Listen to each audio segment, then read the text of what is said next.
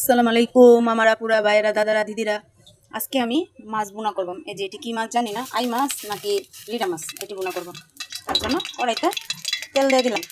তেলটা গরম হয়ে গেছে, এখন জিরা বাটা পেঁয়াজ বাটা দিয়ে দিতেছি। পেঁয়াজ কুচিটা মাছ বোনার মতো খাবো। এখানে পেঁয়াজ বাটা জিরা বাটা দিয়ে দিলাম। মরিচের গুঁড়া দিয়ে দিলাম, 2.5 চামচ মরিচের গুঁড়া দিয়ে দিলাম। 1 চামচের একটু বেশি হলুদের গুঁড়া, ধনিয়ার গুঁড়া 1 চামচ।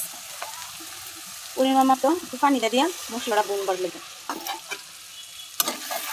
5টা কাঁচামরিচ দিয়ে দিলাম, স্বাদ মতো লবণ।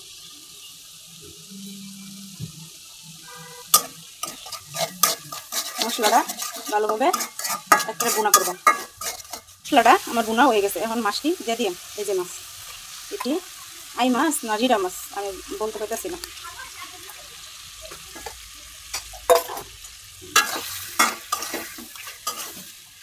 তরকারির ঝুল দিয়ে দিলাম আমি, তরকারি তো কষাই তো, তার জন্য ঝুল কম দিলাম। আপনারা আমার ফেসবুকে ফলো দেন না, ভিডিওগুলো দেখেন না, ইউটিউবে সাবস্ক্রাইব করেন না। আমার ফলো দিয়ে আমি ইউটিউবে সাবস্ক্রাইব করেন। এটা একটু লাড়া দিয়ে দেখবেন কী অবস্থায় আছে।